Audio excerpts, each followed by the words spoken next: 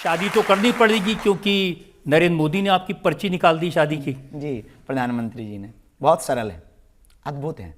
हम उनसे जो हम मिले अभूतपूर्व है और अद्भुत उनका और अप्रज्ञा है, मेधा है, भारत के भविष्य को समझने की बहुत अद्भुत भगवत कृपा है। और हम ये हमारे नहीं सबके प्रधानमंत्री, इस देश के प्रधानमंत्री हैं, तो आपके भी प्रधानमंत्री हैं।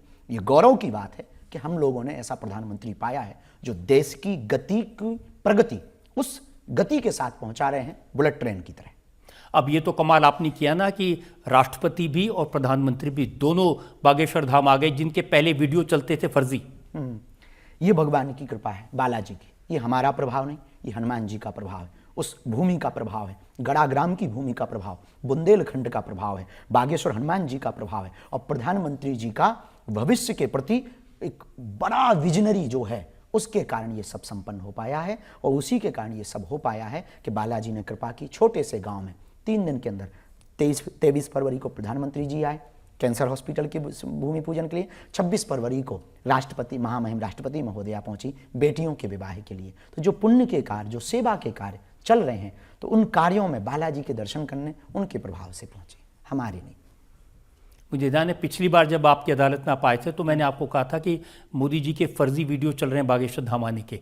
अब रियल हो गए, लोग चला देते हैं, कुछ भी डाल देते हैं। हम तो बहुत परेशान हैं इन सब से।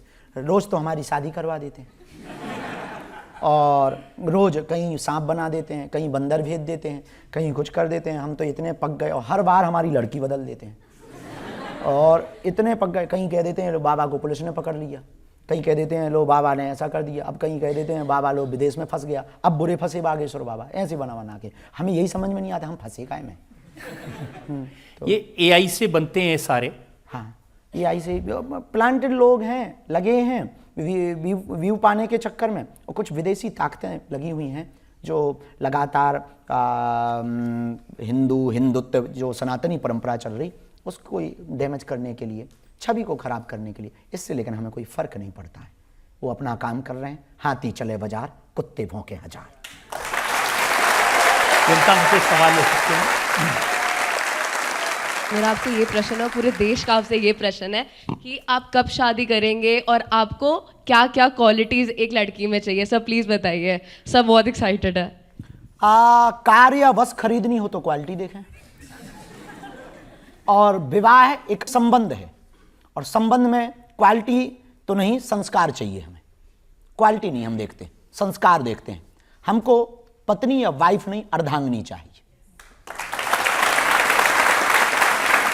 जो हमारी परंपराओं को लेकर चले, हमारे माता पिता की सेवा करे। हम जो अपने माँ बाप की सेवा नहीं कर पाए वो करे, हमारे परंपराओं को लेकर के चले, हमारी साधना भजन मार्ग में बाधक नहीं साधक बने।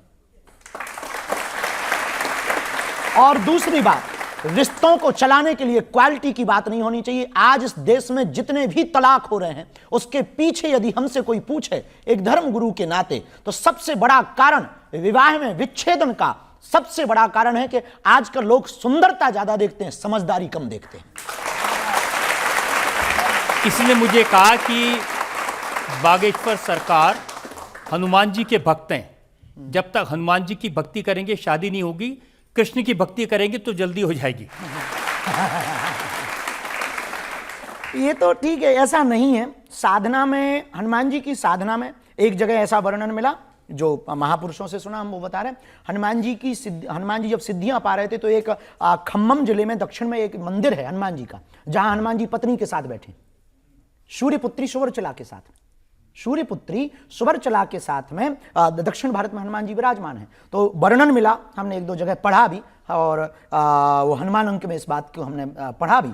तो उसमें वर्णन ये प्राप्त हुआ कि सूर्य भगवान से जब हनुमान जी साधना ले रहे थे तो एक सिद्धि ऐसी थी जो विवाहित व्यक्ति को ही दी जाती थी। तो हनुमान जी बोले हम तो नैष्ठिक ब्रह्मचारी हैं।